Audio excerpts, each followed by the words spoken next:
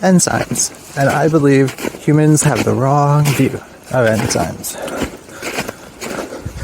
On the Wikipedias, I came across an enzyme recently. It speeds up the reaction time of the molecules it's doing stuff with a gazillion bajillion times. As in, naturally for those particles to assemble in the same way, it would take a trillion bajillion years. But instead, this enzyme allows it to happen in a fraction of a second. And lots of enzymes are worded this way, where it's something that speeds up a natural process by some amount. And then they show the time it would take for the molecules to assemble naturally in nature. And then they show the time with the enzyme present.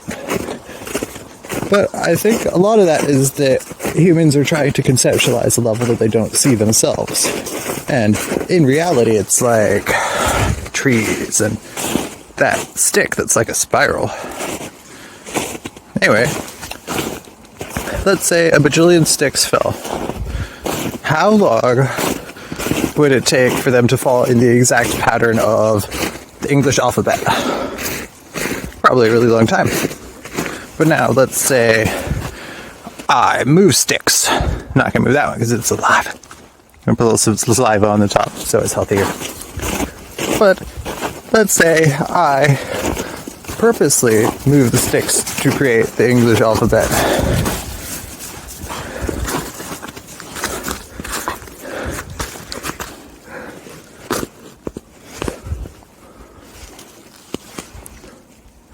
Okay. It could take a few minutes instead of infinite trillion years.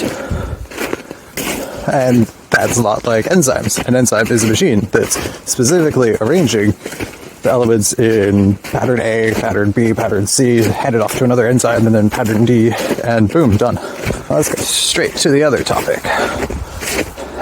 One I was thinking yesterday when I started coming up with these, but then thought to do them better today, was Jesus. Go to a deserted island where people have never encountered humans before. And do the spiritual people there, which are having their realities align magically also, would someone come up with the exact word Christ and Jesus? I believe that yes. Because, and this comes to my belief system in fate, and that there is an underlying harmony in all things. My patterns are just correct, or even not correct, correct, not correct, something like that. And my subconscious actions are, and micro manipulations of actions below conscious thought are aligning reality to do this. Then on that fourth thing, when I come across the island that had never encountered humans before, what would their title for their person be called that has the exact same matching Jesus role?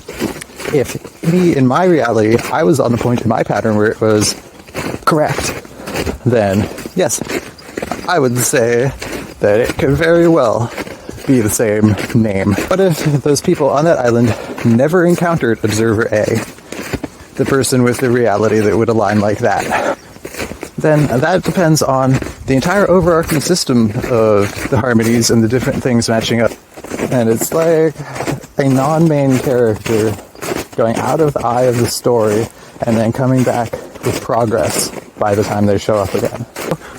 They're starting in and out of each other's stories to allow the very spiritual people and people who just, they have patterns and their subconscious and those around them and the feedback of those around them and themselves into themselves are causing the alignments to happen so that each person's individual reality is correct for them on some level.